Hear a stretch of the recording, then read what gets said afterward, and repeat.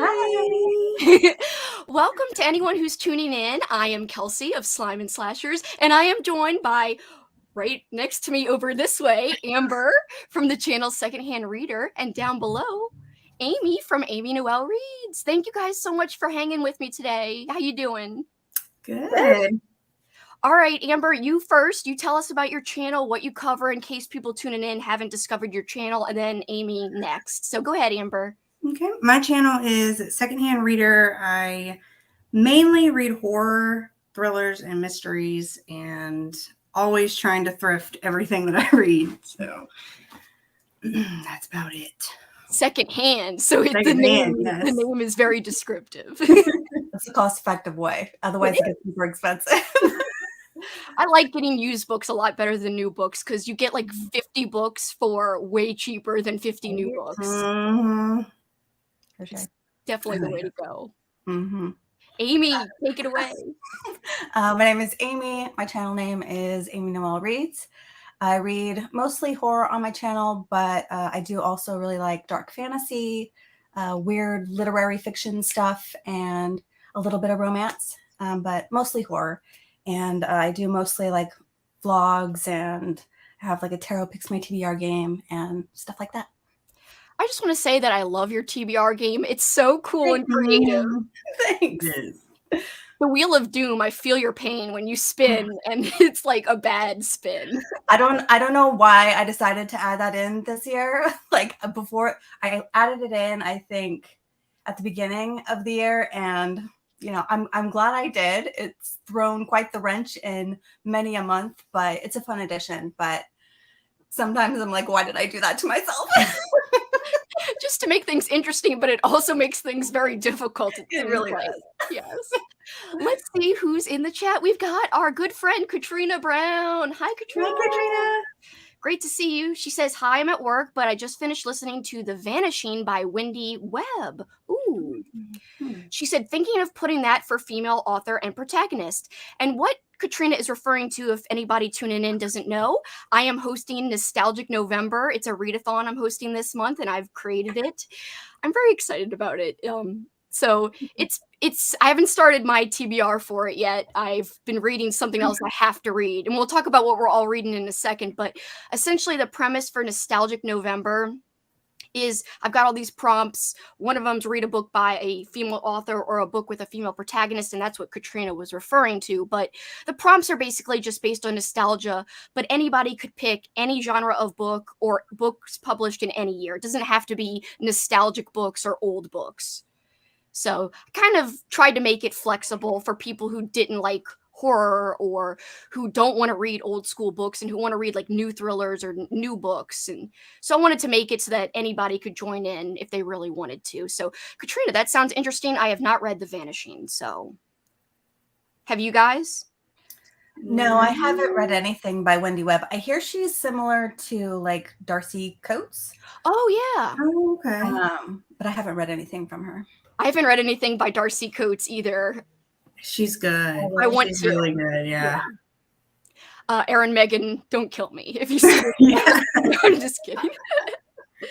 I do want to read something by her. In fact, I own like 4 Darcy Coates books. I just haven't gotten to them yet. Yeah. I will maybe next year. I've already started making my reading goals and the list is absurd. Same. I'm already planning for next year and I'm like, oh man. It's like I'm already stacking up way too much. I love lists though. I love making plans and it's always fun. Me too. I love planning. So Arlene is here all the way from Manchester. She says the clocks have gone back an hour and it's dark at 5 p.m. Oh gosh. I think ours turned back on the 8th or coming up soon. It was this Sunday. Yeah. Already? No. We'll be the same. I like wintertime. I love Christmas. Amy, I know you were saying that in your vlog, how you love Christmas. I do too, like a lot. Like I know a lot of people know me for Halloween, but there's something great about Christmas, family movies, Christmas, the decorations, the songs, the clothes. I love the ugly sweaters. I'm into all of that. So there's some fun stuff I'm planning for December. If anyone is interested, it'll be announced on November 7th. So the announcement's dropping on the 7th, and I hope people will keep their calendars open because it's going to be a big party. But yes, I love wintertime, but I hate the clocks going back, and I hate how it gets dark so early. That's the only thing I don't really like about that time of year, just because it just feels so weird to look outside, and then it's so early and so dark. Well, for me, it's really hard to drive at night. So then, of course, it's like 5 o'clock, and you're trying to hurry up and get home.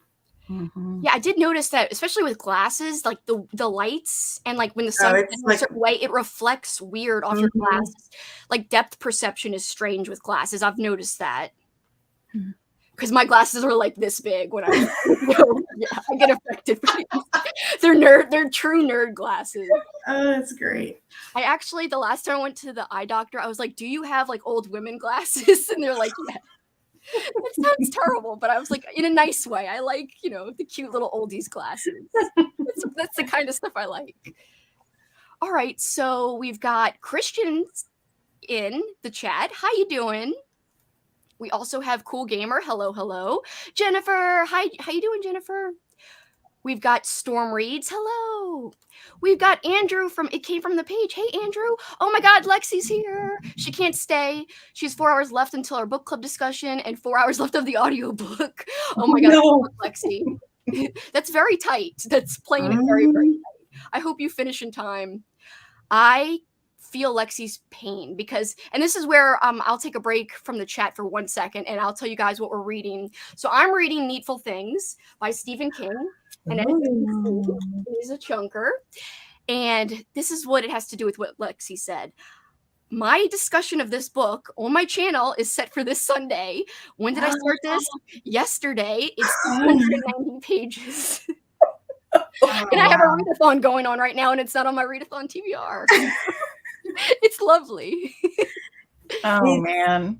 It's a really good book, but it is a chunker, and wow. Let's see how much percentage I'm in real quick. I'm using audio, thank God. Thank you for audio. Let us see. 14%, so still a long way to go, but making progress. I calculated, that makes me sound like someone worthy of the big glasses. I calculated that I have to read 138 pages a day. Yesterday, I didn't even get to 138. I got to 90 and I fell asleep. Not because it's boring. I was just tired. Yeah, that's not bad. You can do that. Yeah. I believe in you. Thank you. I'm going to make up the page count today. So I'm going to read a little extra today and I should be caught up. Hopefully these sprints will help. Oh, yeah. And let's see. Jennifer says, It by Stephen King is one of her picks she used for 3 prompts. It's a chunker for sure. So she is reading an even chunkier book than Needful Things because it is tied for the most chunky book that Stephen King has written along with The Stand. They're almost the exact same page count. Amber, do you know which one is technically longer? If you get the extended cut of The Stand, I think it's a little bit longer, I think. Yeah, I did read the extended cut. Yeah, I think it's like 1,400. And it might be like 12. It might be 14. That's hefty. That is hefty. And we've got a special guest joining us. So Amy has joined. I'm going to add her to the stream. And this is Amy McCaw. So we'll have 2 Amy's. We'll have to say Amy N and Amy M. But that even sounds similar too. So here we have Amy. Hi. Well, I've got a big head. I'm going to move back. Hi, everyone. I love your background. It's looking so nice. Thank you. I'm still working on it. You can't tell, but all the series are in the wrong order and they're just in a complete mess. I'm still working on it. My husband's in the process of building the shelves and we're just kind of filling them the second we get one built. So yeah, it's work in progress, but it's getting there. It doesn't look like it's out of order, so at least it seems like it's together. Thank you. The appearance of organization. Yeah, I like that. Well, if you guys didn't know, just to give you a little introduction to Amy, Amy is not only a wonderful booktuber, so check out her channel, and all channels are linked below. And that's Amber's channel, Amy Noel's channel, and Amy McCaw's channel, all linked below. But Amy McCaw is also a wonderful author of now 2 books, Mina and the Undead and Mina and the Slayers. I'm so excited to have you here, Amy. And tell everybody a little bit about your channel, too. Yeah, so I mainly review YA books. I started it kind of during the pandemic. I couldn't do any real life author events, so I ended up doing them virtually, was terrified about being on screen, and then realized that I actually really liked it and talking to people online. So I started my channel. As I said, I review YA books. I also interview authors that I've kind of met along the way, virtually or in real life. I review horror too, and kind of lots of nostalgic things like point horror I tend to talk about as well. And I think that's about it. You've got a great channel, and I do want to say I wore these earrings for you. You probably can't Aw. see them. It's Spike. They are spike earrings. That's awesome. I Yeah. need some of those. That's cool. I got them from a shop. Here it is, called Alien Brats. Awesome. Okay, I'm going to order some of those. Yes, I hope she still has them. I think it's one of the things she just put in stock. So she has a website. It's www.alienbrats.com. Not sponsored. I'm not sponsored. I just really like her earrings. But I knew you'd love these because you actually have an interview with him on your channel. Well, yeah. So as a present for my publication, my husband got me a little, I can't remember what it's called, but like where you pay and they do a little bit and they talk to you. And little did I know that my friend had done it as well. So I got 2 from him, which is really nice. They, unbeknown to each other, they both know that I love Spike. So they got me a nice little, and one of them particularly, the one I think that my husband got, he talks about what it's like to be a writer and kind of a bit like being a YouTuber, like putting yourself out there and not knowing how people react and it being scary, but kind of doing it anyway. So it was really nice. And it was like really well timed. Like my name came out of his mouth, my book's name came out of his mouth. So it was really good. That's so cool. Yeah. So jelly, but in a nice way. I'm so glad. Yeah, thank you. That is so cool. I will say I am totally team Spike. I wouldn't be wearing angel earrings. No offense to any angel lovers. I'm just not team angel. What are you guys? Spike, of course. It was Angel, and then it switched to Spike a little later. Yeah. Same. Early teens, Angel, he was all tortured and he felt really bad about biting people. And then, you know, you hit your mid-teens and you're like, oh, yeah, Spike. Spike's there too. Oh, yeah. Spike's just so cool. But also, I just love how he loves Buffy somehow, even though he has no soul. He's still, I mean, it's not really like a healthy kind of love at first, but he feels as much as he can without even having a soul. And I just think that says something really powerful. Yeah, I love that Spike episode, Fall for Love, which is kind of like about him, even as a human, having this kind of fatal flaw of loving so intensely and, you know, even to the point of ridicule. And then he obviously carried that through to being a vampire. And I love that he started quite two-dimensional as a vampire and they wanted to keep him on. So like, how can we make this guy interesting? And we've made him so cool. How do we tear him down like one peg at a time?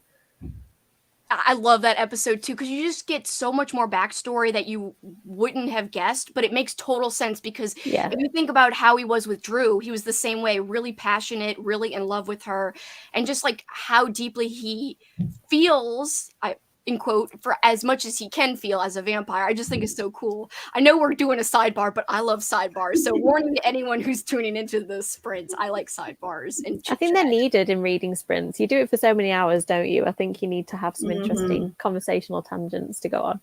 Yes, I do too. And Halloween tangents, if anyone is tuning in who also tune in to Halloween, that was bonkers in the best way. It was so fun. So Katrina says she likes Darcy more than I think we're talking about versus Wendy Webb.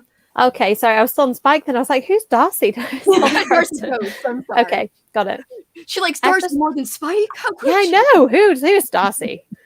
I really like Darcy Coates. I've just discovered Darcy Coates' books a little bit late to the game. What's one that you've read so far, Amy?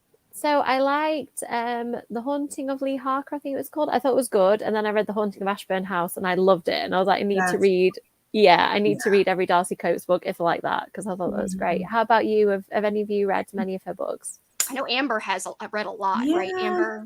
I've read about 5 or 6 now. Okay. And her short stories are really good, though. Like, really cool. good. She has one called, what is it called? So Small Horrors, I think. And they're just little bitty short, like 4-page stories, but they're really effective. They're really good. Awesome. I've just got into short stories. I didn't used to think I liked them, and all of a sudden it seems to be like 80% of what I want to read is short stories. I'm having to like pick up novels. Like, I guess I'll pick up a full-length book if I have to. It's a little more work sometimes. Yeah. there's just something about them, isn't there? Like the Lurking in the Dark one I've just started reading, and there's just so many like different. I mean, I wrote a story in there, so I'm slightly biased. I think it's really good, an anthology, but I just love the fact that, especially when different authors have written it, there's so many different angles. Like we were given the same prompt of writing about creatures and making it a bit R.L. Stein, but kind of darker and bloodier, and we just all went totally different ways with it. And I really like that about using different people in an anthology.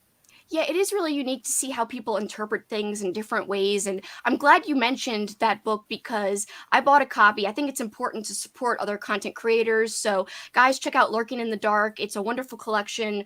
All stories written by other, basically horror tubers, people who are in the booktube, horror tube community. And I just think it's so cool that, these collections exist. And it's like the third collection like that. And so that's just so awesome. So let's look up in the chat real quick. Storm Reed says, I hate the time change. I don't drive in the dark very well.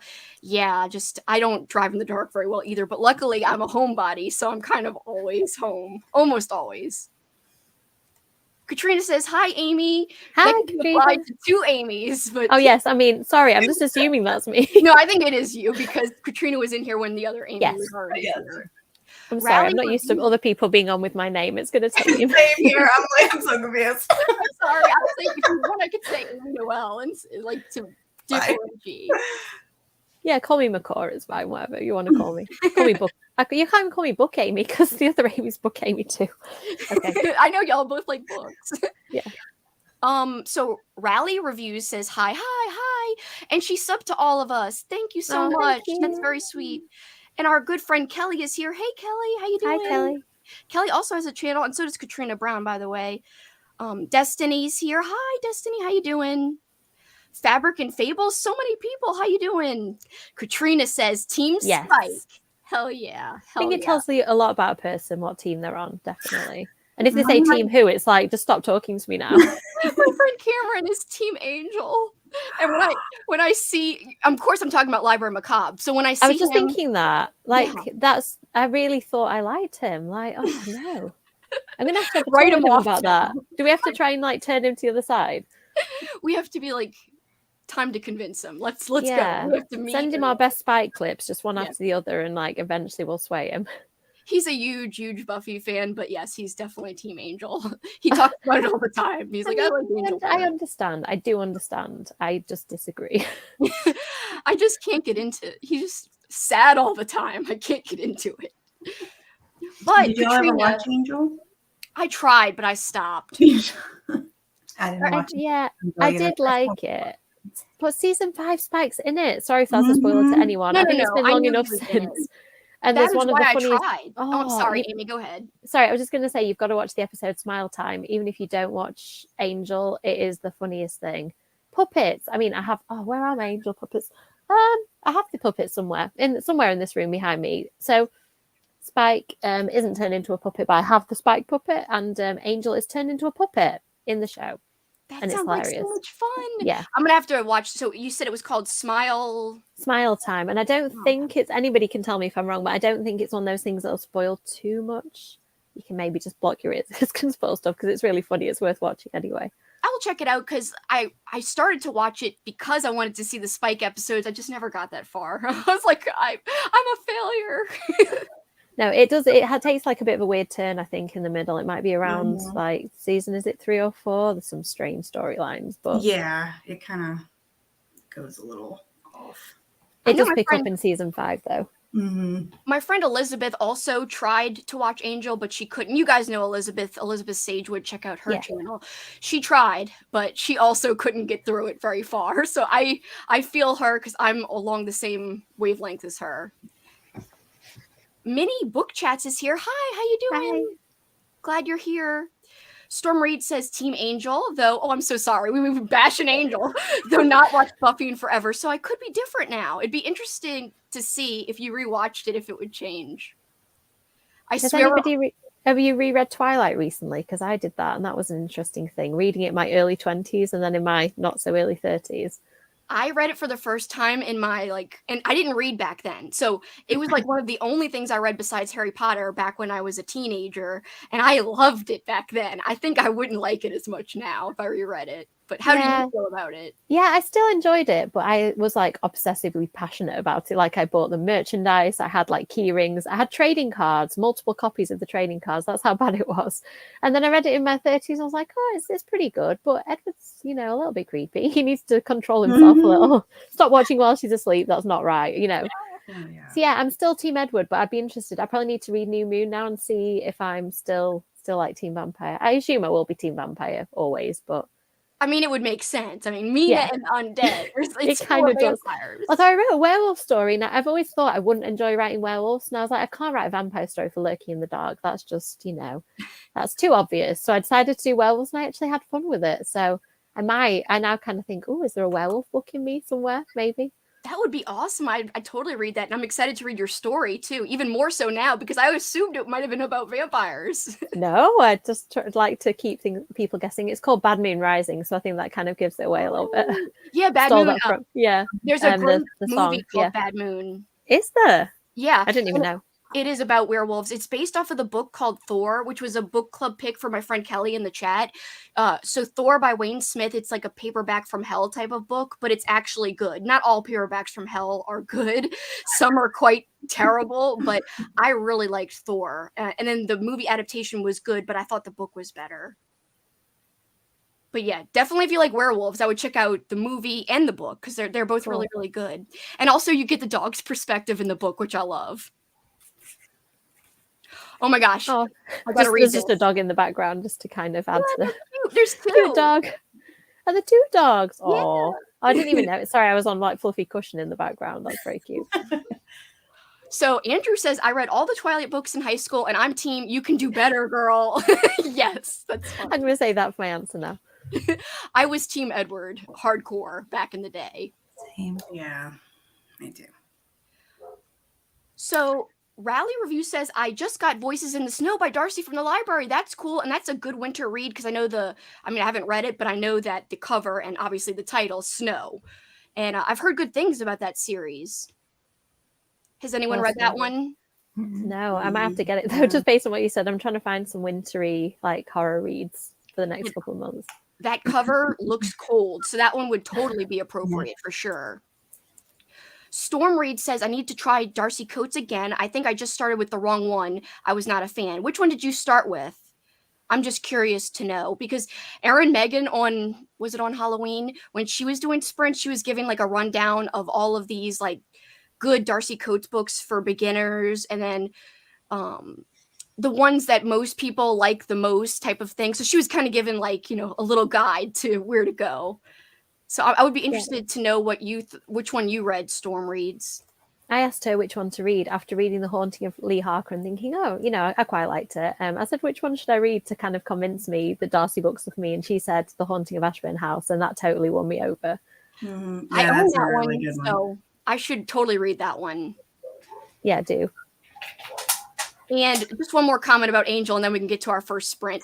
Cordelia definitely carries the Angel show, and I did think she was the best part of the show when I first watched the first couple of episodes, for sure. Yeah, she got to show a little bit more of her personality, I think, the different sides of the character, which is really good. Because I think in the Buffy show, she kind of you got to see some sides, but not kind of as complex a character, I think, as some of them. Totally agree. And before we depart for our sprints, Amber, Amy, and Amy, let's talk about what you guys are reading. First off, Amber, go first. I am going to be reading Found. This is a found footage horror anthology. Ooh. Just found. It's edited by Andrew Cole. And yeah, I have just found fiction in books, and I am looking for more, but I came across this on Amazon and it looks good.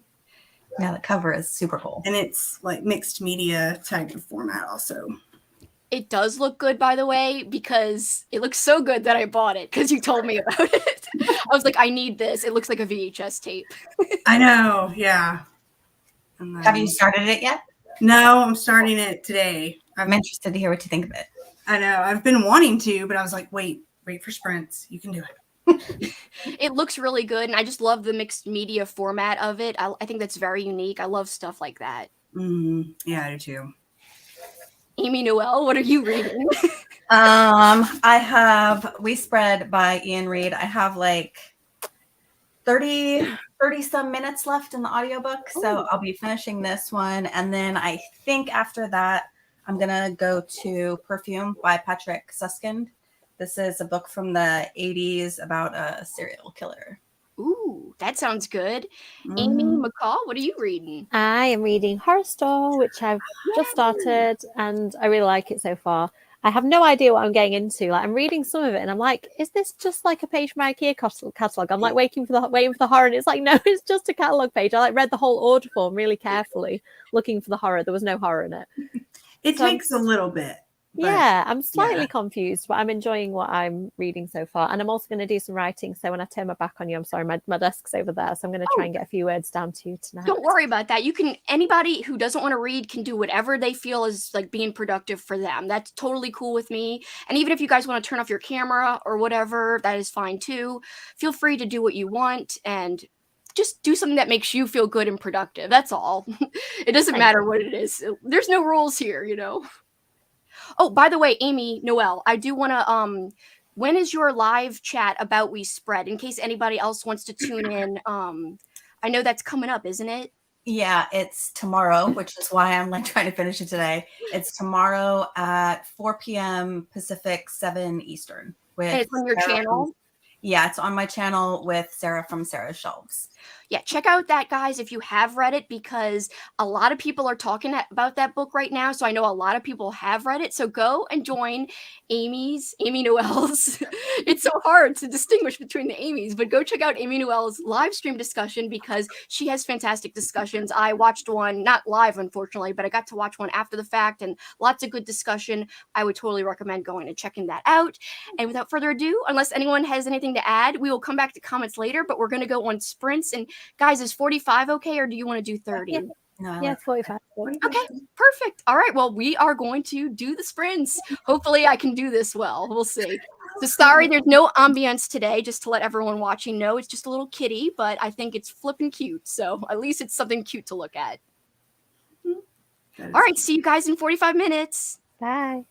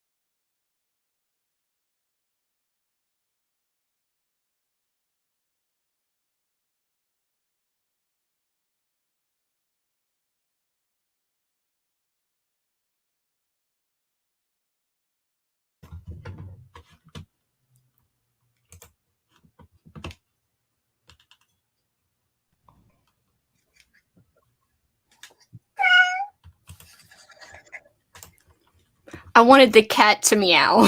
So it's cute. So how did everybody do? Yeah, good. I finished my book Yeah. and I'm still processing. So I'm like, I don't know what to, I can't say anything anyway because I have the discussion tomorrow, but I don't even know what to say at this point. So Positive, negative, confusion. positive, but I'm like, I don't know. I'm still processing. I totally understand. It's hard when you just finish to put things into words. You need time to kind of let it sink in, you know? Yeah, and the ending of this one, it comes very abruptly, and what happened, I'm still processing. I saw Gabby on one of her vlogs. She was like crying her eyes out after she finished that. Yeah, That I was haven't powerful. watched it because I didn't want to be spoiled for anything, but I saw her rating on Goodreads, but yeah, I'm definitely gonna watch her vlog now because I'm interested. Yeah, it was great to hear. She said spoilers, so I had to skip that part. But I kind of want to read it. I mean, I want to read it anyway because I loved, like you did. I'm thinking of ending things, so I'm definitely intrigued. It's just like I don't know when I'm gonna read it, but I have no idea when. But I was like, I definitely want to read it even more because I want to see what she said about it. It is super short. Like even though it's 300 pages, most of the text is like this. Oh wow! It's dialogue, so the audiobook is only like 5 hours at normal speed. So Oh if you wow! speed it up, it's super fast. But yeah, like all of the text, it's very spaced out, so it goes really fast. Wow, that's deceiving because I thought it was a lot longer. 5 Yeah. hours is like nothing. I do double speed, so like that'd be like a 2.5 hour project. That's not Yeah. bad. Mm-hmm. Well, now I want to read it even more. Jeez.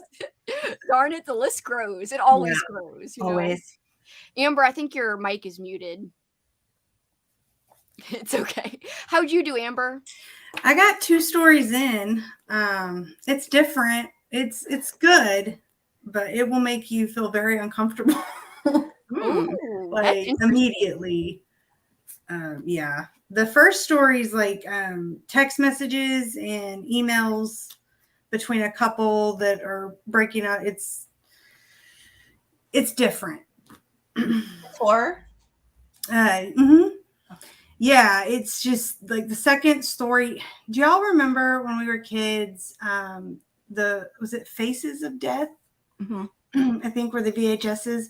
Yeah. It's similar to that. Oh. And it was, I don't know if I would have thought about that, but yeah, it was creepy.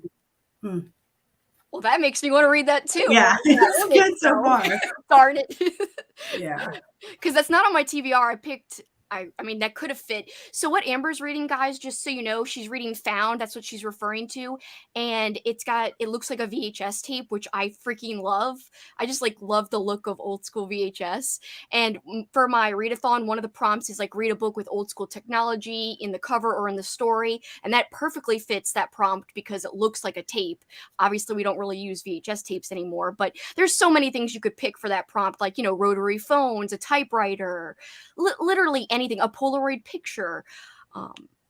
There's so many things you could think about, even a physical regular picture, not even just a Polaroid, but like who prints out pictures anymore? Hardly anybody because of cell phones. So that would even count. But I picked something else that it's called Transfer, but now I wish I would have picked Found. We'll see. I'm only 2 stories because the editors had a story in the beginning. But yeah, if it's like that for the first 2, I have high hopes for the rest. Good. I'm excited. So, Amy, how'd you do? Amy McCaw. So I wrote 500 words, which I was happy with because I'm trying to write 1,500 tonight. So third of the way in. And I've had a little break from writing. So I've been editing for a little bit. And I was like, oh, how long is it going to take me to get back into it? But I think I've kind of jumped back in okay. And then I read a chapter of Horror Store and I was like, I'm quite vibing with it. I think I'm finding it quite funny. Like, I don't know whether it's meant to be funny, some of the stuff I'm chuckling at, but it's just like, I can kind of feel it's going and I can feel that nervous energy as I'm reading it. I think things are going to go really badly wrong, like fairly soon. I'm getting all this like a rat just crawled out of like a sink and stuff, and like, you know, just those like little creepy touches that are just making my skin crawl. And yeah, and I really like the characters. I've been told some weird stuff about the ending of this one though, so I'm kind of preparing myself that it might be like you said about yours, Amy, being a bit abrupt. I don't know whether this one have any of you read this one? Yeah. That's How one do of I the need ones to prepare have myself? read. Yeah. So, Yeah, it's good. He puts a lot more comedy in his. I think that's why I like him so much because of his style of comedy, I guess. Yeah. But yeah, it gets a little graphic in a few parts. Yeah, because I think I read just about all of his except this one. Yeah, I think this might be the last one. And I think that the older ones is like this is an older one, I think, is it? Horror Store? I think the older ones have a slightly different tone to them. Like We Sold Our Souls, this feels a bit more like that compared with some of his newer stuff. I'm not sure which I prefer yet. I'll let you know when I've got to the end of this one. I still have to get to that one, and it was technically on my 22 books for 2022, and we're in November, and 2022 is almost over, and it's not on my TBRs, so I got to get to it. It's very short. It's like 200 odd pages, but because there's like adverts and lots of blank space in and stuff, I think you'll probably be fine.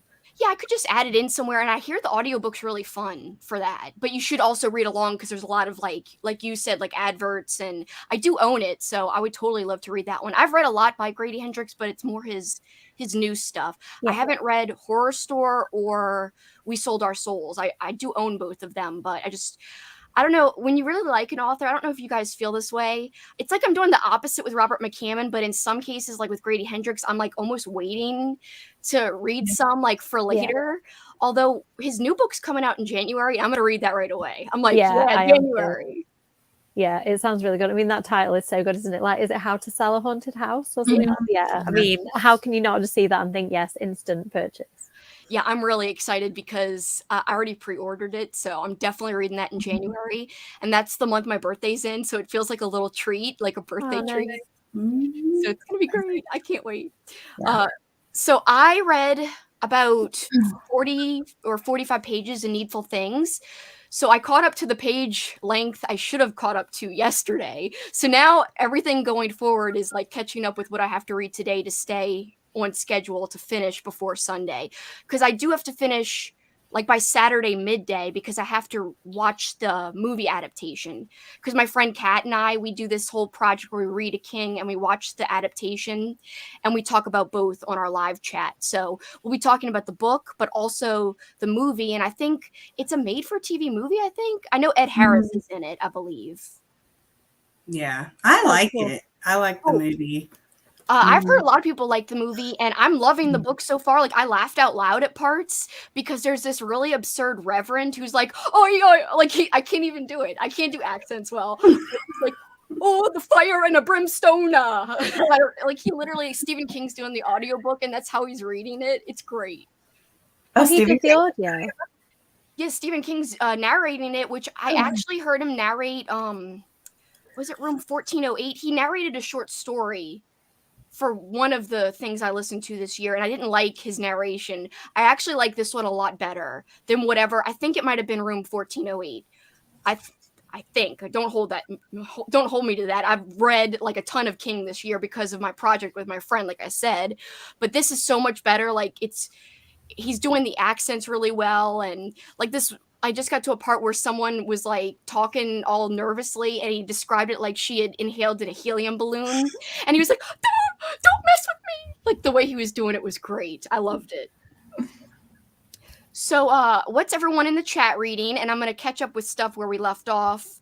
So before we went on our sprint, Storm Reed said she didn't like the one Darcy Coates book she's read so far, and I asked her what it was, and she said The Haunting of Gillespie House. I think that's how you say it. I actually haven't even heard of that one very much. So, have y'all read that?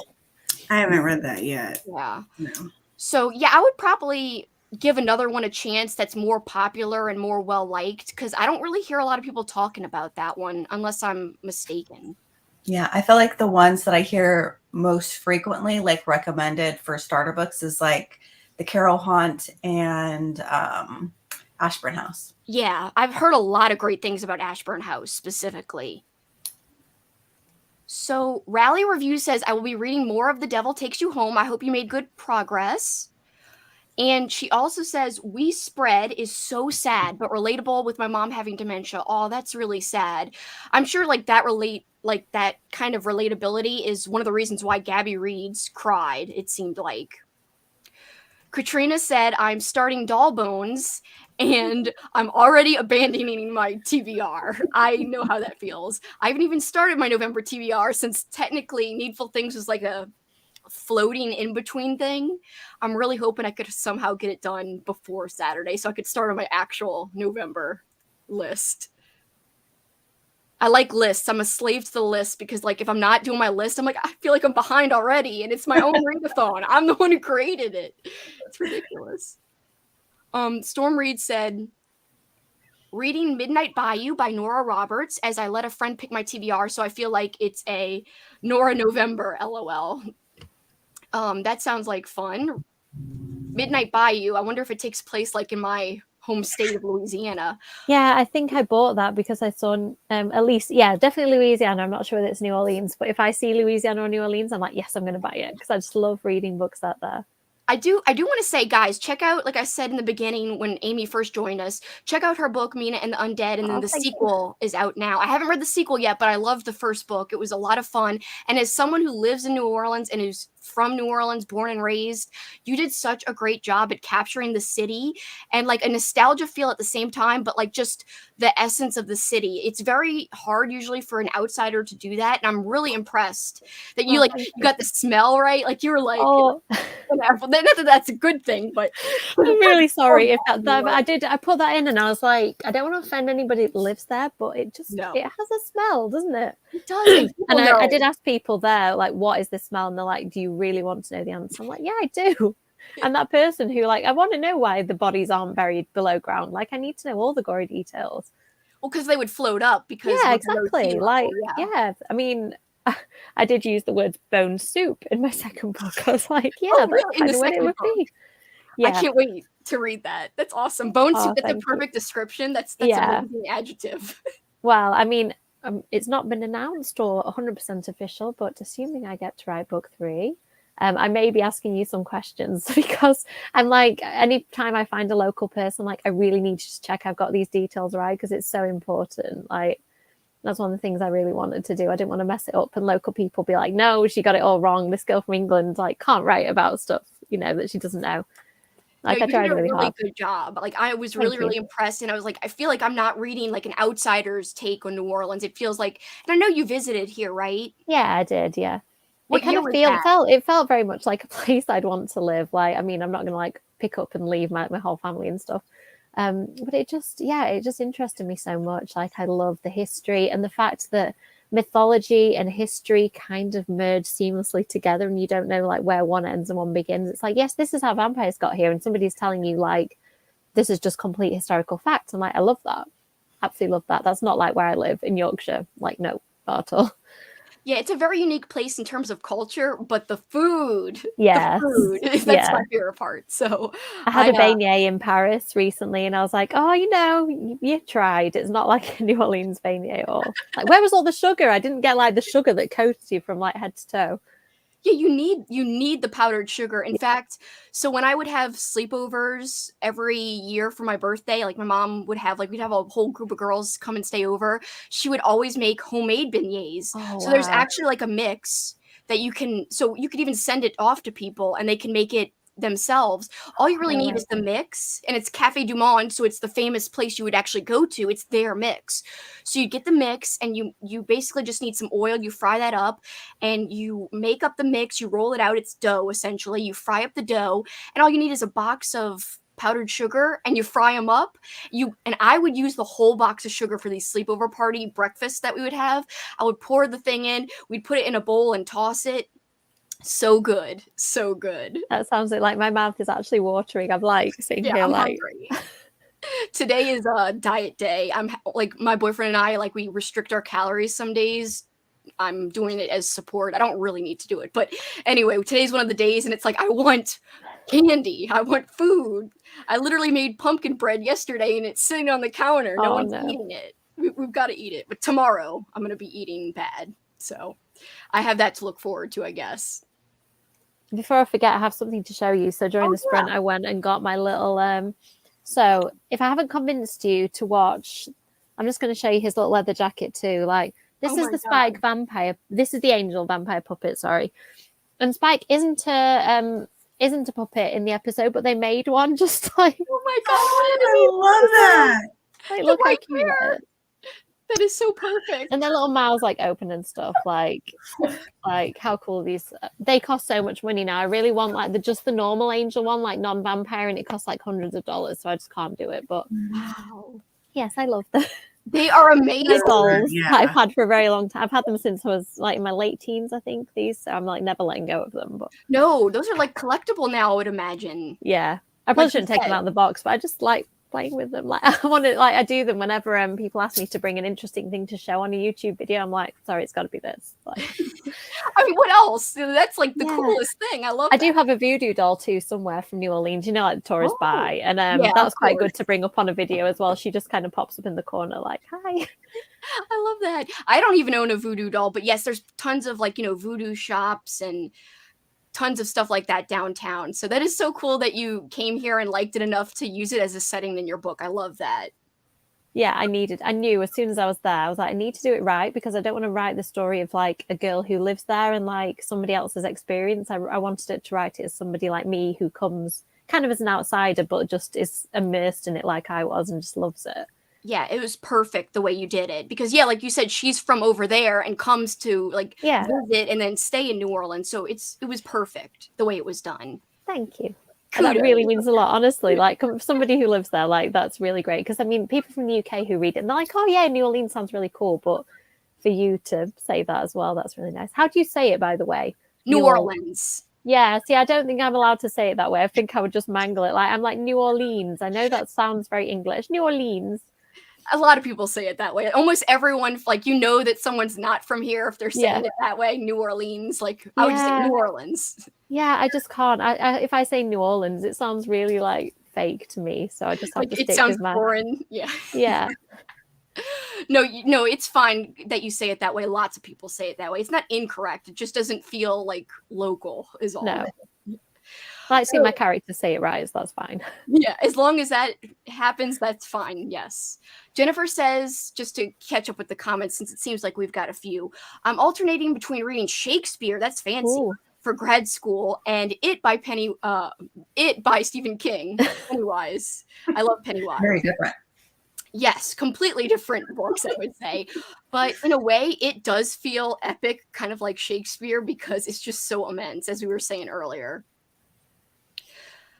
Rally Reviews says she abandons her TBR often. She's a mood reader. I totally get that. I just like sticking to my list, though. I just love my list. Andrew was excited that I used a kitty timer. I just thought it was cute.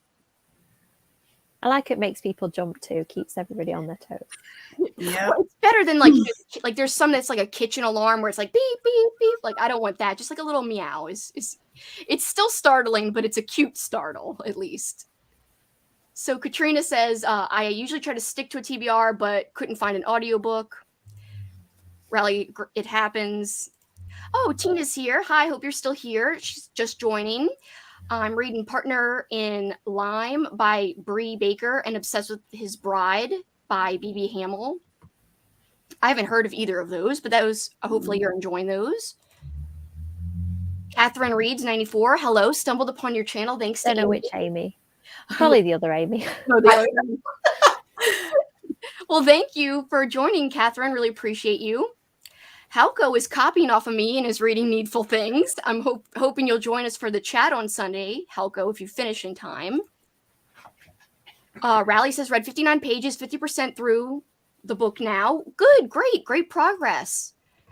Storm Reed's got to page 200. I can count. 221 of 352. Catherine read 18 pages. That is great. Nothing to snuff at. Andrew says, got some decent reading in. Great to hear. Jennifer says, I read for grad school Shakespeare, like she said. Got several pages read. She's going to be reading it on the next sprint, which is her for fun book. It's much easier to read for fun, I think, than to having to read for a project or, school back in the day. I hated reading for school. But I know like you guys were more readers growing up. I always associated reading with school. And it wasn't until like the pandemic, which was only a few short years ago, really, that I discovered, hey, I like this. I did like Harry Potter and Twilight as a teenager, but I didn't think that there was other things that I would like besides that. So it was just like by like looking up articles of books like Harry Potter during the pandemic that I randomly found like some horror books and I tried them out and I was like, holy crap, I like this now. Like I think I can discover that I like reading and I just have to keep reading books like this. And then it kind of snowballed and went crazy from there. That's great. Yeah, I just wish I liked reading sooner so that I was like more caught up on things. I just feel like, you know, everyone's had a lifetime to catch up and I'm like just starting a couple of years ago. I think you can't force it. Like if you'd done it at a different time, like maybe and read different books, you would have felt different. So That's true. at least you found it now, you have it and you can kind of move forward with it. Yeah, better late than never. And I feel like even though I started early with like Fear Street and stuff way back in the day, growing up, it was very off and on. So like I'd really get into reading for a couple of years and then, you know, life happens, growing up happens, and there would be huge gaps of time when I didn't. So it's not like I was reading ever since a certain age, because there'd be like, you know, my whole teens, I only read like 5 books or something like that, you know? Yeah. I think that's probably natural for most people just because you can't always be reading, but now I kind of am always reading. Right? Mhm. I do. I don't know how you guys did in October, but I am so flippin' pleased with my October because I've always had trouble like the last couple of years since I've become a reader, balancing books and watching movies. And October is a big month. A lot of people like to watch horror movies, me included. I had a 31 movie list and a 10 book list, and I did it all. Wow, Oh, that's good amazing. job. Did y'all do well with your October list? Are you happy?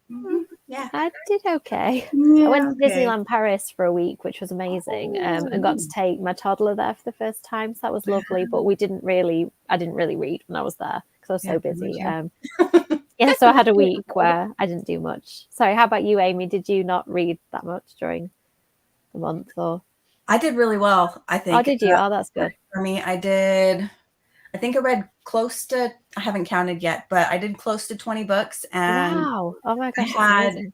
I had the same goal as Kelsey to watch 31 movies or whatever. And I normally am not a big movie watcher, but I got pretty close. I think I got in the 20 something. So on top of all the books, I feel like I did good. That's amazing. Yeah. But That's I really feel like good. all of the sprints that were happening in October really helped with that. Yeah. They were so much fun too. That was such a great event. I cannot wait for next year. Yeah, see.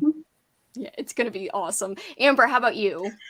I started out really good and then kind of around the It's a busy last few month. weeks. Yeah, it was really busy, but I did okay. I mean, I read 5 or 6 books and they were all really highly ranked. So That's good.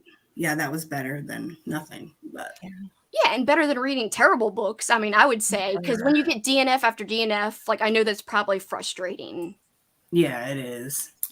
And then it's slump danger, like warning, slump approaching.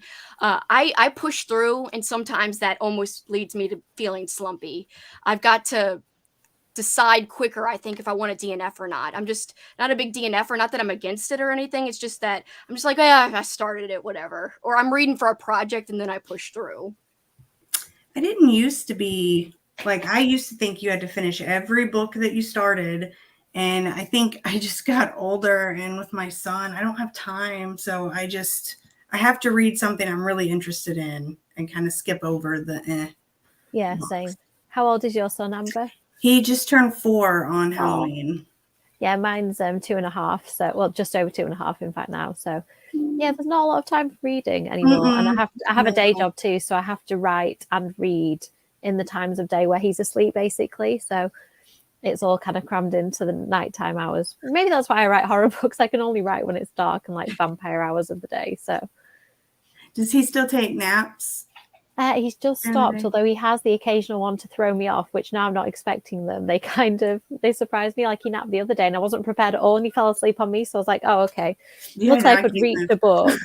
There's always a book within reach of me. So I managed to grab a book and do some reading. Sadly not. But he goes to bed really early. So he's in bed by about 7:15. So I do get the whole evening really but it's literally laptop out and write and then maybe read a little bit if I'm lucky. I miss the naps. Yeah, I know. They were very helpful. That was when I basically wrote my second book during naps. So the third one will be tricky because we don't have those now. Mm-hmm.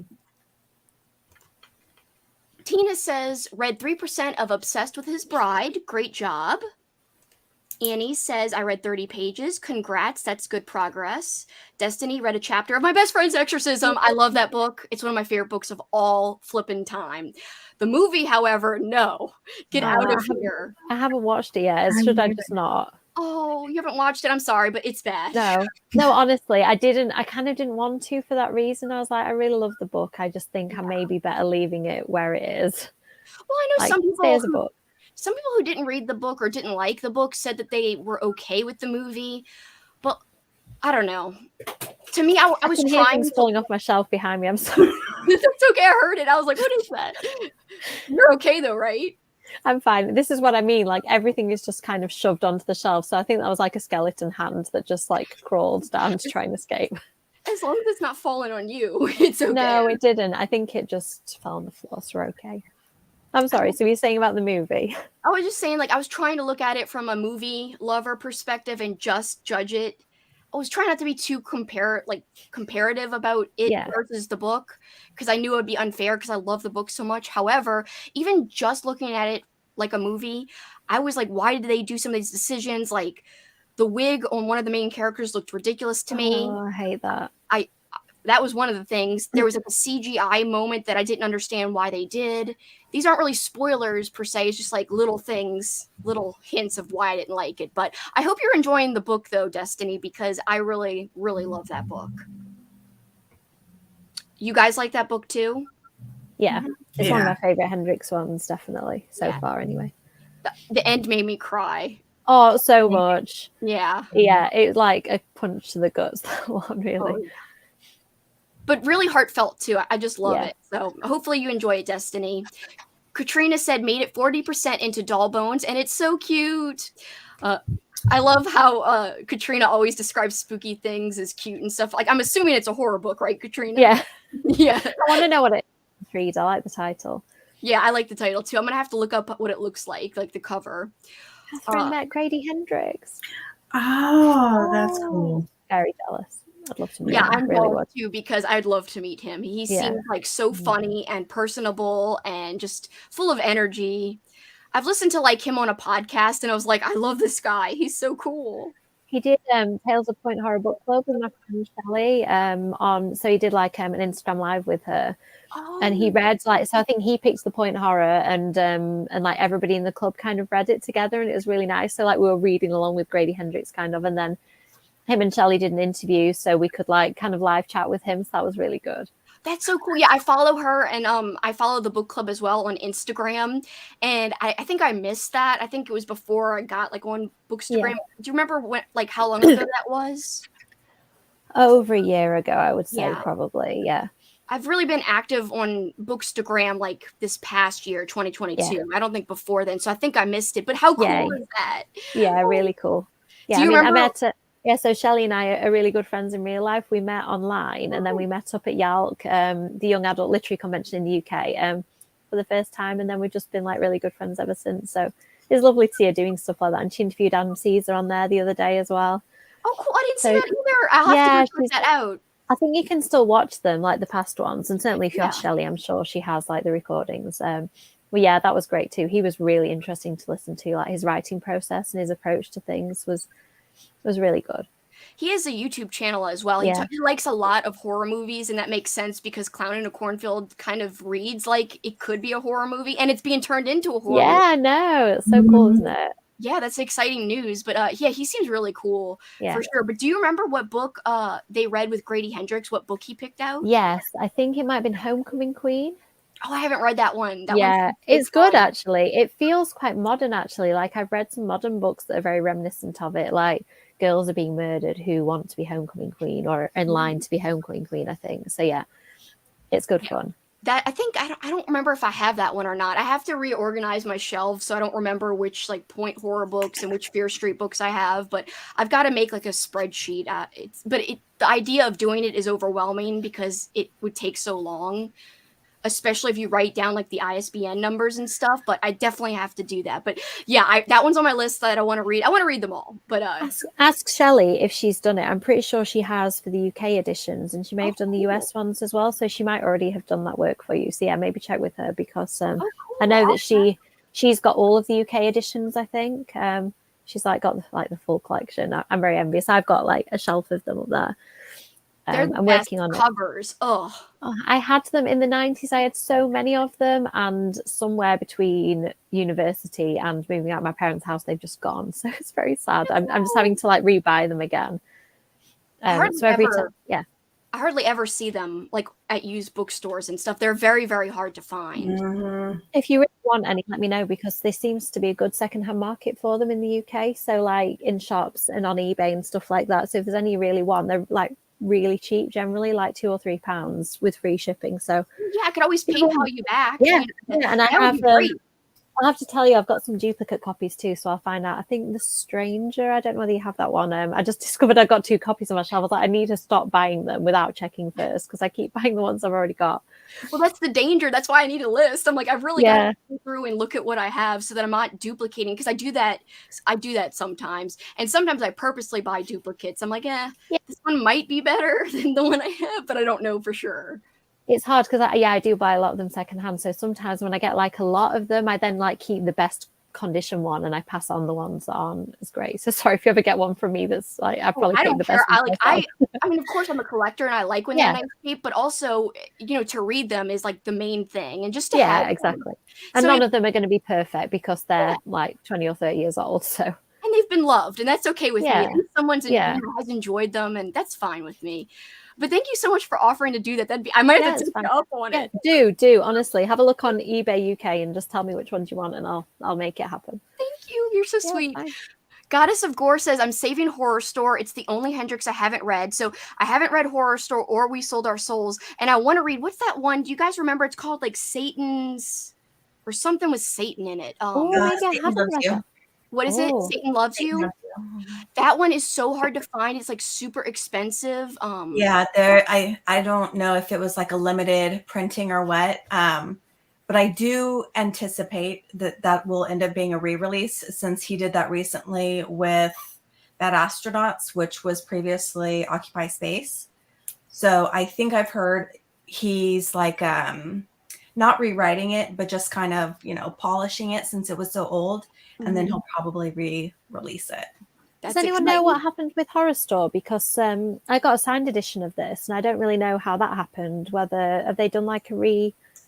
Like has Horror Store always looked like this, like the IKEA type catalog? Mine does, yeah. Yeah, I wonder if they just managed to get some signed ones in then because it was in Forbidden Planet in London. I was like, oh my god, a signed Grady Hendrix book! Like, yes, please. I bought a few of them, like different things. And he always writes like a little thing. So in the front of this one, he wrote in Orsk, no one can hear you scream, happy shopping.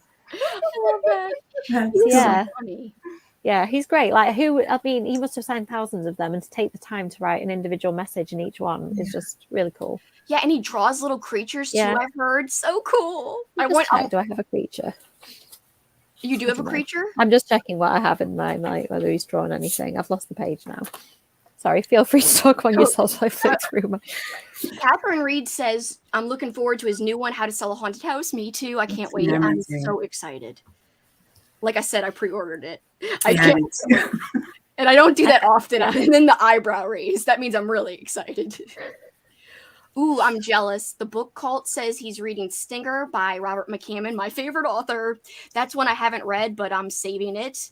I think it'd be a good read for any time, but I think I'm going to read it next year for sure. I haven't read any by that author at all. Do I need to read them, Kelsey? Are they books I'm going to like? Amy she read a long time ago, Swan Song, and really liked it. Right, Amy? Yeah, I love that one. I've read that one, and I've read the That one's really good if you like post-apocalyptic. It's I've never read The Stand, but I hear it referred to kind of like that before. And then I've also read his book, Speaks the Nightbird, which is it's like a Salem witch type of vibes. And I really like that as well. They were both 5 stars for me, but it was ages ago that I read them. I haven't read anything else.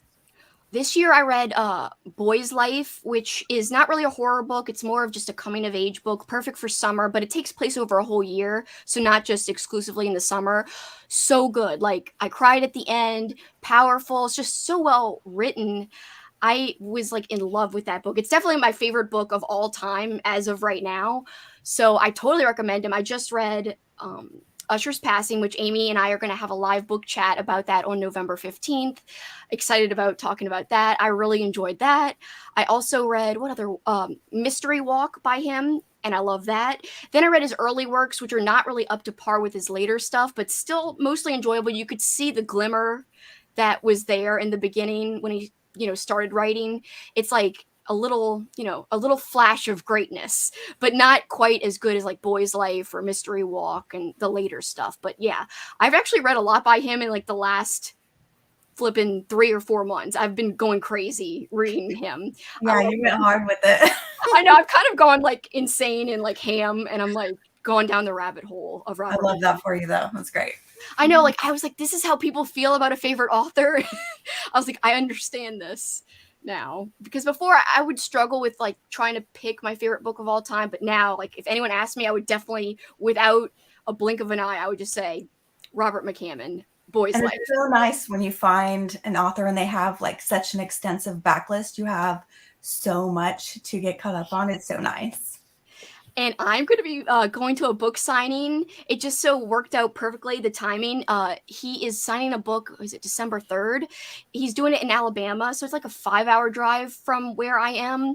And it's kind of long, but it's like a week before my anniversary with my boyfriend. I said, since you never know what to get me for presents and stuff, like if you want to go with me to the book signing, that would be cool. Like, drive. Oh, that's awesome. So yeah, he's going to drive me. That's my present. So I was like, I'll take it. That is like more than anything I could ask for. So I'm very excited. I don't even know what I'm going to say to him. Like, I flippin' love your book. You're incredible. Like the greatest author of all time. And then like fawn over him and he'll be like, what's wrong with you?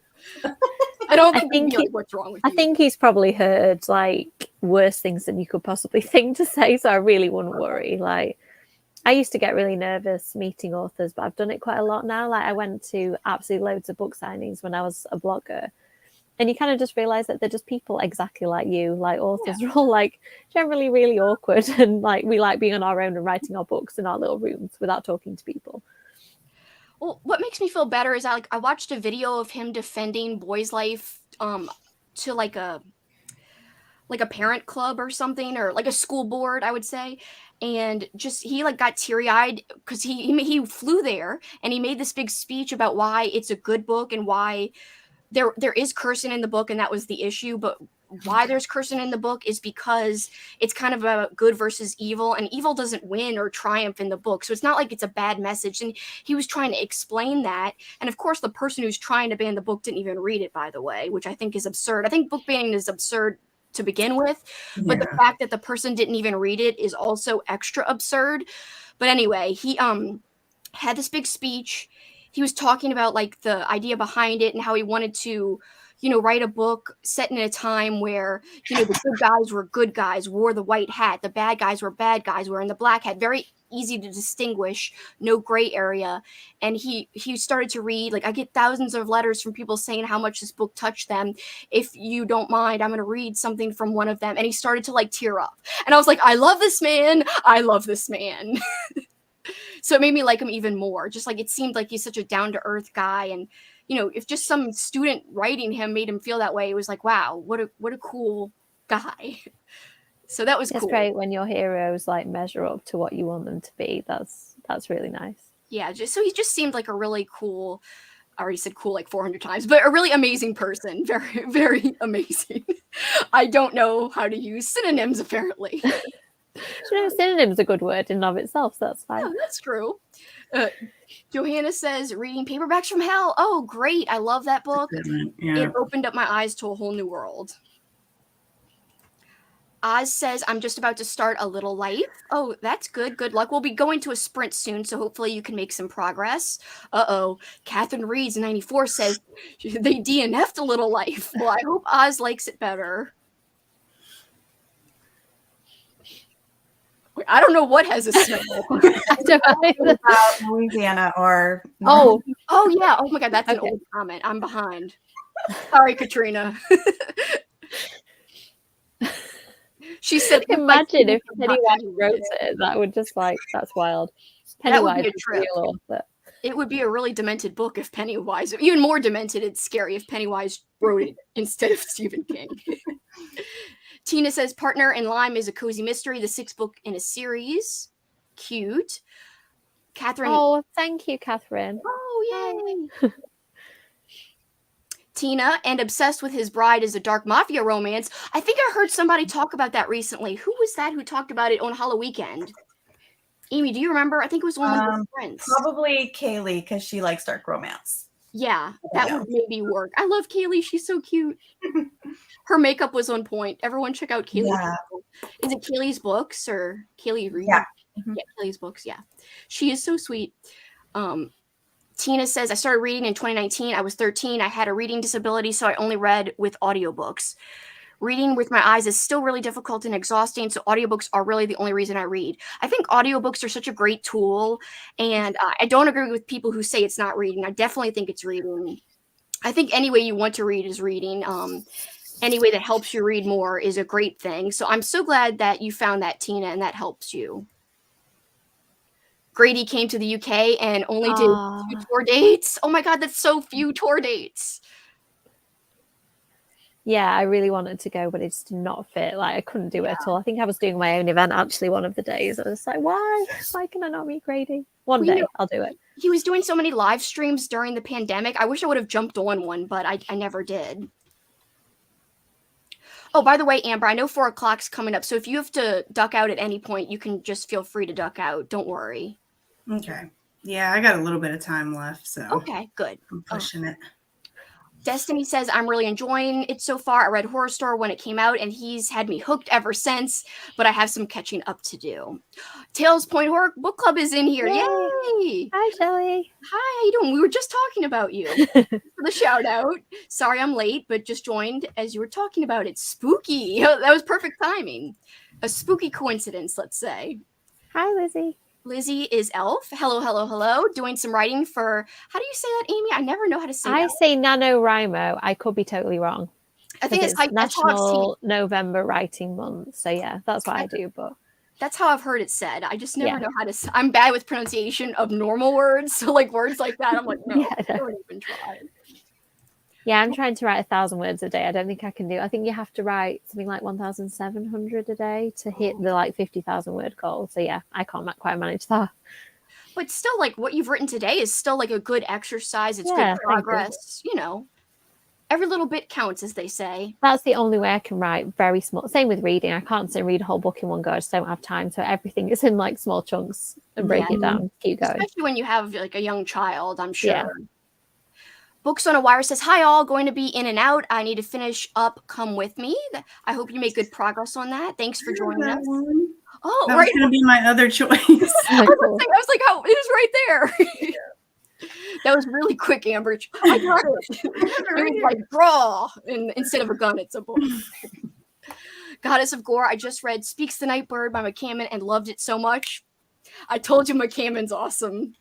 Everyone who I talked to about McCammon's like, I love his books. I feel like, I mean, I know I just said that everyone says it's great, but at the same time, I feel like he's underrated because like he's not talked about in the same way as Stephen King or even Grady Hendrix. I mean, I do get in little like periods of time where I see him mentioned a lot on Bookstagram, but overall, in terms of like the general, populace, I just don't think he's talked about that often.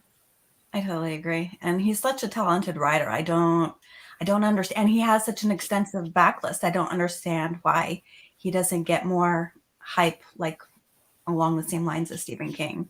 It's really difficult, I think, for authors. Like, I talk to this a lot about to author friends, and they're like, why can a book be absolutely amazing and nobody reads it? And it has to be something that's like a trigger that pushes it into the consciousness, whether it's like, it can be, I mean, one of my friends, her book went viral on TikTok, and one video got 1.5 million views. And like, that can be enough. Like, one person can do that for you, but it can also be like the kind of small grassroots movement of just like steadily accumulating. But it is so hard, isn't it? Like, you can think somebody's amazing and like nobody's heard of it. But social media helps with that. Like, great stuff, I think, can find more of an audience with that, because enough people get excited, it does start to kind of, gather a bit of momentum, which is good for authors like me who've written like a book with a small publisher. I think it's the only way that we can kind of get out there, because there's no huge marketing budget behind it. So yeah, I don't know much about him. I'm going to look him up now, because you all obviously speak so highly of his books. I'm like, I need to read one. Which one would you read as a first book? I mean, I feel like starting with Boy's Life is starting really high, like in his catalog, because I just think it's such a great book. But a very good seasonal read, and also it kind of touches on, if you like Edgar Allan Poe, Usher's Passing, which Amy and I are going to be talking about later. I really enjoyed it. I just finished it. I gave it 5 stars. Katrina Brown, who's in the chat right now, she loved it. She called it a new favorite, and it was her first read by him. So she really, really liked it, and it was her very first McCammon. And I just think it kind of alludes to, it's not a retelling of the fall of the House of Usher, but it references the fall of the House of Usher, and it's like using the same using some of the characters in the history of the book. You just have to read it to see, but it was really good. I can't wait I'm sure, Amy, you haven't finished it, have you, or started it? No, I'm starting it this weekend, so I'm not going to spoil anything, but I'll just say I enjoyed it, and I can't wait to talk to you about it. I hope you enjoy it too. I'm sure I will. Yeah, I remember seeing Katrina's review of it now that you're talking about it, and I think she was obviously really excited about it as well. So I hope you're going to enjoy it, Amy. I think I need to read it too. When are you doing your live chat? Did you say 15th? Yeah, the 15th. I might try and read it before then, and then I can watch and kind of know what you're talking about. Yeah. Okay, I'm going to do it. And talk and be with us in the chat. Amy, we didn't set a time for it, I don't think, because I know you're over there on the West Coast, so I didn't know what time would be good for you that day, but I usually do my lives at 7 p.m. Central, which I think is 5 p.m. for you. But if you want, I can make it earlier or later, whatever you want. I don't remember what day of the week it is. I think it's a Tuesday. Yeah, then I'm open all day. It doesn't matter. I'll double check really quick, since everyone here might think it's like, written in stone if we make a time. So I don't want to say something wrong and it's not a Tuesday or something. Anytime that works for you, it's fine. What is the book called again? Robert? Usher's Passing. Okay, Usher's Passing. That's where I was getting wrong. I was putting the Edgar Allan Poe on, I think. So yeah, Usher's Passing. So that's where the Usher comes in. It ties into the story, The Fall of the House of Usher. Yes. By Edgar Allan Poe. Okay, awesome. I found it. Okay, I just knew I needed to do that. Otherwise, I'd instantly forget what I'd said I was going to read. So yeah, Amy, it's a Tuesday. So if you want, we can make it 7 p.m. Central, which is 5 p.m. your time. But just if it doesn't work, we could change it. Okay. All right, guys, tentatively mark your calendars if you want to get in on the Usher's Passing, but there will be spoilers. So anyone who wants to join, please read before the 15th, and we'll have a great discussion. I'm excited because I really did enjoy it. I wish I could have taken my time with it more, because I was kind of rushing since I waited till the end of the month to read it. That's my only regret. The audiobook is amazing, by the way. Anyone looking to read it, the audiobook is one of my favorite audiobooks I've ever listened to. It was just really well narrated. It was very, very good. By the way, Tales Point Horror Book Club says, I'm reading Clown in a Cornfield too. I own that. I haven't read it yet. I hope you're enjoying it. I enjoyed the first one. I know Amber did. I want to hear what Shelley says. Have you read the second one as well, Amber? Mm-hmm. Yeah. Did you enjoy it as much as the first one? I liked the first one more, but I still really enjoyed the second one. I don't know. I think the first one was just too good. I liked the first one a lot too. I mean, I haven't read the second one yet, so I don't know how I'll feel, but I love the covers in both cases, by the way. I think his cover design's really great, and the whole concept's really cool. It's hard to do. It's easy, but also hard in terms of a slasher is a certain formula, but that's why I think it's hard for people to write a good slasher book, because how do you translate something that's more of a film subgenre to a book? But there's some people who have done it really, really well, and I think Adam Caesar was really good with Clown in a Cornfield, like interpreting that kind of movie style into the book. He did a great job. Have you read My Heart is a Chainsaw? I've just finished that one. Not yet, but I want to. Yeah, that is very good. Have either of the other two, have you read it, Amy? Mhm. Yeah, did you like it? Yeah, I did. I know that one gets like mixed reviews. Okay. I think it's more, I don't know, literary. Like it's a little bit more slow moving than like Yeah, a it is. typical slasher. So maybe that's why people aren't really knowing what to expect with that one. But I did really enjoy it. I think I gave it like 4 stars. I think if you're not a big horror movie fan as well, that's a lot of the references and stuff is what I really enjoyed, like trying to pick up on that. I think you'd be really lost if you hadn't watched a lot of the films that referenced. Yeah, if you're like new into horror or haven't watched a lot of films and stuff, you'd probably be a little bit lost or things would go over your head quite a bit. Yeah, I heard it does do a lot of references and stuff. Yeah, Jade's a great character though. She's one of my favorites. I remember your review. I can't remember if it was a vlog or like in your wrap up or something. Yeah, but I read remember it you said it's one of your favorite characters, right, Jade? Yeah, I read it for your readathon in summer, June. readathon. Yeah, she's one of my favorite characters. She's just really interesting. Yeah, that makes me want to read because I like really, really well fleshed out characters. I like really relatable characters and fun characters. So some people are just like a plot driven person. Some people are character driven. Some people can do either. I'm kind of one of those people who can, get on board with a plot driven or character driven. But I like more when it's a very strong character driven book to where you could feel for the characters and you actually feel like you know the person that you're reading about. I think it makes it easier to get absorbed into the story. Yeah. Katrina says she loved Usher's Passing. It was her first read by him. And Goddess of Gore said bought Usher's Passing after watching Katrina's review and like wrap up where she talked about it. I hope you join us on the 15th if you get to it somehow, but if you don't, no worries. Catherine says, I told Bridget Kemmerer how I'd name my Animal Crossing island after Emberfall to break the ice. Oh, that's a cool thing to say. I hope they enjoyed you saying that. Andrew says, I love Stinger and I loved Usher's Passing. All hail McCammon. Yeah, this is making me very happy. I'm sorry. I'm so obsessed. What's wrong with me? Don't be sorry. Like, enthusiasm on BookTube is like one of my favorite things. Like when I'm watching it, if I see that genuine passion from somebody, it's great. Yeah, I just so don't stop. Don't change. I get passionate about a lot of things. I just like having passion.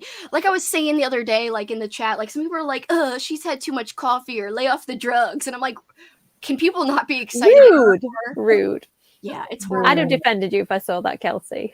It's some people, and I haven't gotten many. It's mostly when I used to cover professional wrestling. I used to cover that on my YouTube before books, which is very different from books. Yeah, just a bit different. Yeah, just a little bit. But I actually used to have a wrestling podcast and stuff, but people would comment that type of thing all the time. In BookTube and like the book community, I find there are nice people in wrestling. Please don't get me wrong. There are very, very nice people. I've met some amazing people. But in the book community, I felt like it's a lot more welcoming, a lot less trolls overall. I know that there are some, but I haven't really encountered many. So I haven't really gotten that type of comment like, recently or anything. Yeah, I don't think I've had anything negative Good. On my YouTube channel. The only thing I get now is the occasional strange message in my DMs. And I thought, it's one of those people who don't get weird DMs. And as soon as the book came out, they started coming in from a certain kind of man. Yeah. So yeah, that's the only weird thing I've had on social media. Yeah, like the DMs, be careful. Like sometimes. Yeah, I know, I do now. Like I'm really careful when I see that I've got like an unrequested message. I'm like, oh, okay. Check who that's from. I would get nervous too. I'd be like, if it's from like horror fan 84 or something, I'm like, yeah, you'll be fine. But if it's from like Steve 123, I think I'll just check carefully before. Yeah, but mostly trolls. I feel like, in BookTube, it's just such a great community. I can't like say enough good things about it. And I really do sincerely mean that. Like such a great community, and everyone who's a creator in it just seems so giving to each other. And it's like, I've made some great friends. It's like the best decision I've ever made to switch my YouTube to like a BookTube channel and like a pop culture channel. It's just been such a great journey. So I think authors are the same. Like, I know certainly the UKYA community is quite small. Like there's not loads of us, and we kind of don't have a huge chunk of the market compared with the US. So it's really nice that we kind of all band together and we have little groups where we kind of lift each other up. And yeah, I think it's great. I've made so many friends like through writing books and then also reviewing them. Like it's amazing. And I think it was such a help during COVID as well, like for so many people. like there were certain YouTubers I watched, and they just like really lifted me up at those points when it was really scary and we couldn't go anywhere. Yeah, it's just so cool now that like the pandemic's lifting too, like having the opportunity to meet some people in person that you met like through BookTube or online. Like recently I met a few people from BookTube in person and it was like the greatest experience. I'm like, this is so cool. Like, so it's kind of cool that the pandemic happened because, you know, talking online wasn't that unusual. Like basically connecting that way wasn't a big deal at the time. You had to. So, and then now we could bring it into real life because, you know, things are a little more like lifted or whatever. But just to piggyback off of this comment, I kind of said earlier, like to Amy, like Usher's Passing would be a good one to start with. But I also think Mystery Walk would be a good one to start with. I think that's his first book that he's really, really proud of, like his earliest work that he's proud of. So I think Mystery Walk, it's a coming of age. It's got some horror elements. It's got more horror elements than Boy's Life. Boy's Life, I feel like it's more of like a mystery, but it's really more about a town, a small town, and this boy's journey, you know, growing up and wanting to be a writer. But it's more of like character driven than driven by the mystery. Whereas Mystery Walk, it's character driven, but there's like a good story. It's very interesting. So yeah, I think Mystery Walk would be a good one too. McCammon is on my 23 book, like, you know, to read in 2023 list. I've got A Boy's Life and Mine on my shelves. Yes, I hope you check it out. I've never read Mine, but I've heard it's fun. It's like a thriller type of book, kind of like about an abduction, I think, and someone's got to chase after whoever abducted the child, I think. Swan Song is on UK Kindle. By the way, Amy Noel and I are going to buddy read Swan Song in January. I'm so excited. She's already read it, but it's going to be a reread for her, a first time read for me. I'm very excited. Katrina loves My Heart is a Chainsaw. Yes. It's actually one of her favorite slashers, I remember her saying. We need to chat about that, Katrina, because I've just finished it. I have lots of thoughts and I haven't talked to anybody about them yet. So yeah, I need to do that. Yeah, you should message her because she really, really loves that book. It's one of her favorite slashers. It's one of those books, I'm not going to say too much, but you spend a lot of time trying to figure it out and like knowing how reliable the narrator is and stuff like that. So yeah, when you get to the end and it all falls into place, you're like, I need to tell somebody and I've told nobody yet. So yeah, that'd be helpful to know. Thank you, Katrina. That's how I felt. And it was Lizzie, actually. Lizzie down there, Lizzie herself. Lizzie recommended it to me. So thank you, Lizzie, because I absolutely loved it. It was really good. It feels so good as someone who recommends things when people love it. I always get scared like someone's going to hate my recommendation, which is okay. Yeah, I don't want them to like feel like they have to read it or enjoy it because I recommended it. I'd rather them like, you know, if you don't like it, DNF it. That's cool. But like, it's great when they do like it. Then you feel really good. So Lizzie says, just use my Audible credit on Usher's Passing. And this relates to what I just said. I really hope you like it. Always looking for more horror recs. The audiobook is really, really good. I enjoyed it quite a bit. And I know Katrina felt the same way about the audiobook. She said it was very well narrated, and I agree. Mm-hmm. Jennifer said, Kelsey, I love your energy. No. Keep sharing your excitement. Thank you, Jennifer. Yes. Books on a Wire. Yep, your enthusiasm during Halloween weekend was why I subscribed. I don't know how I've missed you for so long. Stop. Thank you. I also loved My Heart is a Chainsaw. I can't wait for the sequel. Yeah, we're caught up on comments, so I promise we'll get to a sprint. I feel like I'm doing what they did during Halloween weekend, where I'm like going off on sidebars and not ever getting to the sprints. But Amber, if you have to go during sprints, that's okay too. Yeah, I'm probably fixing to go here in a minute. Okay. But thank you for letting me be here. Well, thank you for coming and for suggesting this. By the way, guys, everyone who's watching, it was Amber's idea. Yay. She messaged me and she's like, I don't know if you're interested in sprints for your like readathon, but I would totally like be on sprints with you. And I was like, yes. And that's the push I needed. So thank you, Amber. It's like all because of you. You're welcome. I don't think I would have done it by myself. I needed somebody, like a support person. Mm-hmm. And by the way, guys, please follow Amber. Her channel is underrated. She needs that subscriber count to grow because she deserves it. And her channel is linked below along with Amy Noel and Amy McCaw. All these channels, please subscribe. It's really important to support other creators because that's how everyone shares, loves the books, finds new books. And that's how we keep this community strong. So I'm always a big proponent of that. Thank you again, Amber. Bye, guys. All right, guys, we're going to put up the timer and we're going to start to read. 45 minutes. Are y'all cool with that or you want it shorter? No, 45 is good. No, it's fine with me. Thank you. All right. Well, let's get to it. Thanks, guys.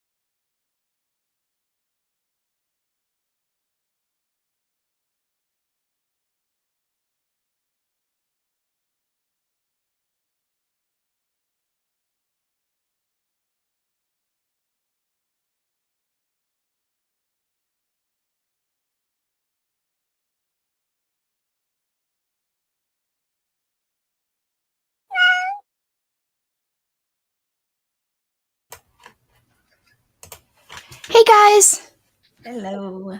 how'd everybody do? It Good. depends if you mean reading. I did no reading. But I met my daily word count, which is good. So I wrote 1,000 words in these sprints. So thank you for that. Yay! And then I went a bit off book and made some TikToks instead of reading. So that's why I turned the camera off. I thought I can't be standing here like lip syncing in the background. That's still productive to write all that and to do TikToks. That's pretty Yeah. great. I'm quite pleased with that. How did you get on? I got about almost 40 pages read. I would have gotten more. My dog started barking. I was like, what's going on? He would not stop. I was like, what is happening?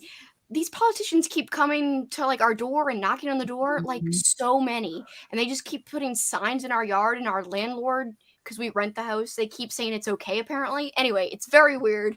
And I was like, I just want her to go away. I didn't feel like answering the door.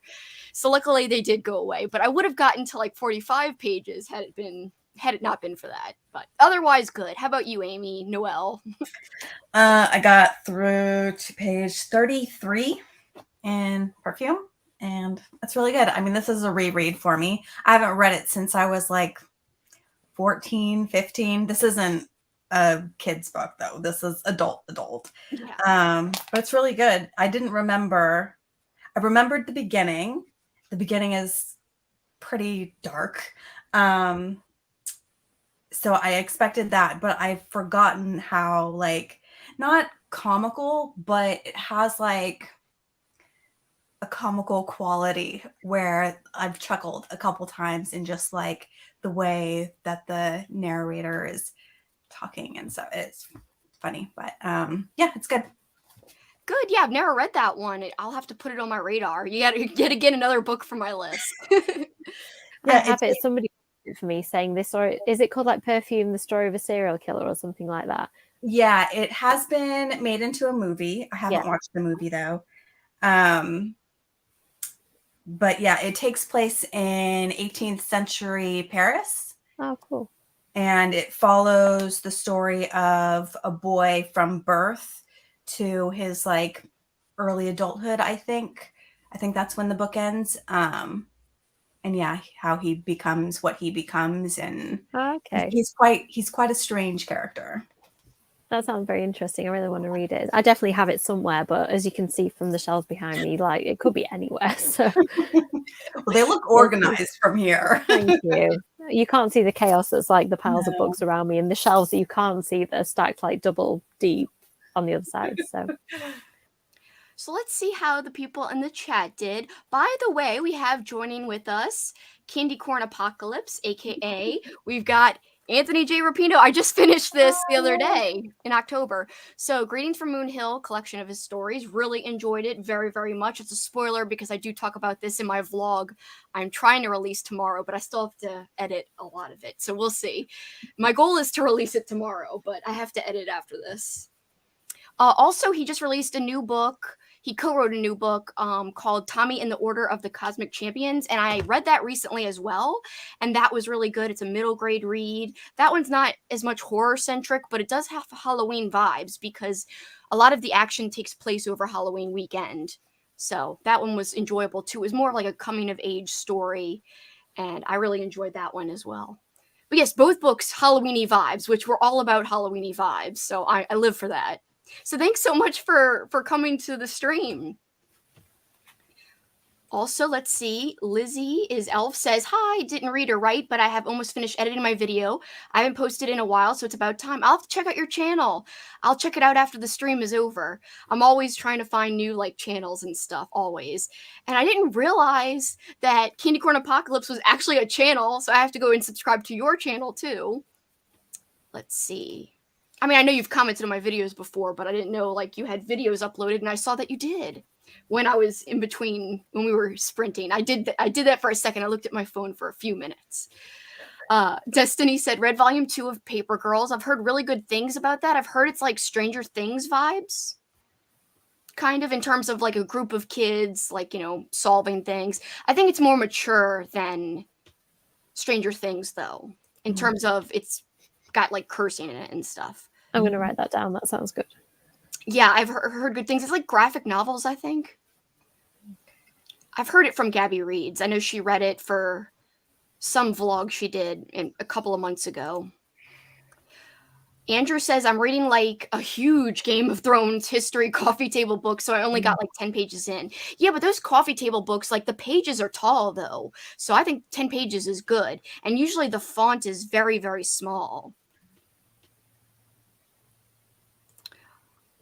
Back from dinner, read 30 pages of Charlotte Says. 30 pages is good and dinner? That's like multitasking. That's I love Charlotte Says. Have you read any Red Eye books, Kelsey? No. Oh, you would love them. They're so good. So they're YA books that kind of have quite a vintage vibe to them. So Frozen Charlotte is about those little dead dolls that they actually gave to children, like little dolls in coffins that were meant to be based on this myth about a girl who froze to death. They're a real thing, like from a long time ago. And Charlotte Says is the prequel to that. So it's kind of how they became these little scary haunted dolls. And they are terrifying books. I'm not that scared of dolls, and I was really scared of them. So yeah, it's by Alex Bell. She did a really good job of like making it creepy as anything. I have heard of Frozen Charlotte, but I didn't know Charlotte Says. That makes sense that would be the prequel, you said? Yeah, so Frozen Charlotte came out first and Charlotte Says came out afterwards, even though it's the prequel. So I think you could kind of read them in either order. But yeah, they're both really good. Yeah, I have those on my radar. I think it's on my like Amazon wish list or something. I just haven't gotten to buying them yet. But yes, I've been wanting to read them for a while, and I love creepy dolls. Like, where is it? One of my favorites. Where is it? Oh my god. Oh, here it is. Hold on. I knew it was by me. Annabelle by Ruby Jean. Yeah. I haven't read it, but I mean, look at this cover. Come on. Yeah, that is amazing. I took my toddlers to the Halloween section in Asda, kind of like sort of like a Walmart, huge Halloween section. And he found the creepiest doll in it and pressed the button. And it was this little like doll that rocked on a rocking horse with these scary eyes. I was like, yes, you're 2 and you already get it. And my mum's like, you could tell he's your son. It's like, yes, and I'm so proud. That's great. Teach them early. Love I know. And he was like, Mummy, can I have the dolly? And I was like, actually, no, I think it might be possessed. But no, well done for finding the creepiest thing in the whole shop. It's the safe answer to say no. You don't want possessed dolls in your house. Yeah, I was like, I think you've had enough toys today. Put that one down. Let's walk away. Don't make eye contact with it, you know. He says, love the sprints. I'm so glad. Tina says, read 9% of Partner in Lime and made some instant bread. That sounds good. And also, I read Frozen Charlotte last month, and it was so creepy for a YA. Yeah. I love extra creepy YAs. Like, there's one that I read called Grin in the Dark, which is also like an old school. It's more middle grade than YA, but it was definitely creepy for a middle grade book. And I find that some of the early Goosebumps were kind of creepy, extra creepy. Where he goes later and later in the series, I feel like they get a little more tame, but still entertaining. But yeah, the early ones definitely like super creepy, which I love. I mean, that sounds weird. Like, I love when kids' books are creepy as hell, and I'm an adult, but you know, whatever. Good, I'm not alone. We get it. Yeah.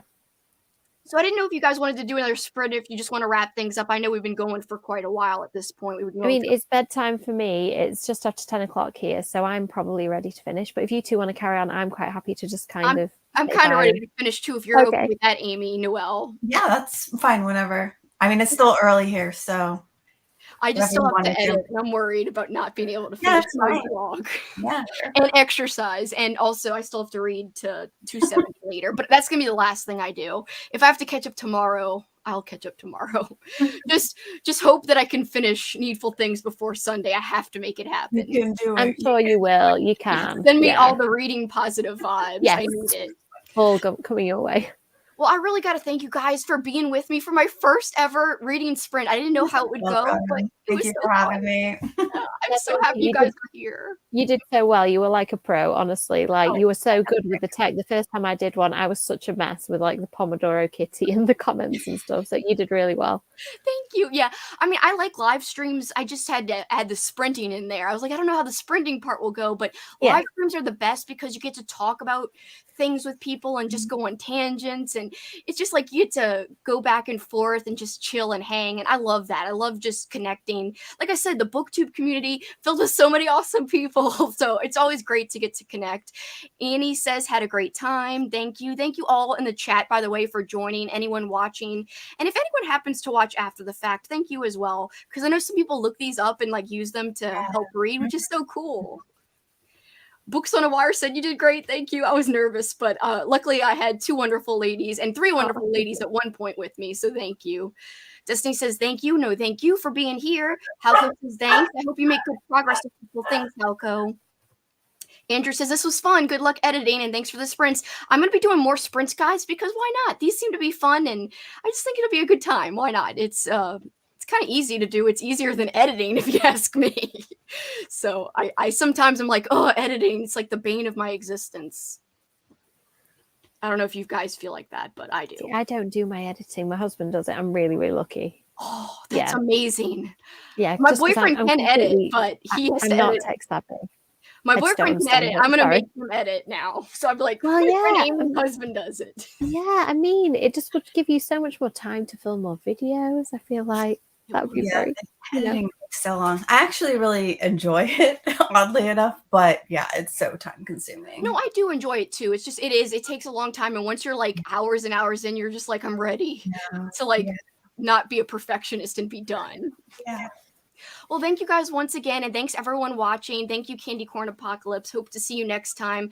Again, I'll just announce it on the community tab if I schedule another one, and also on my Instagram, guys. Once more, please follow all 3 people who appeared tonight with me: Amy Noel, Amy McCaw, and Amber. They're all linked below once more. I don't want anyone to forget. Please subscribe. Okay, guys, good night. Thank you. Good afternoon. Bye. Bye. Bye.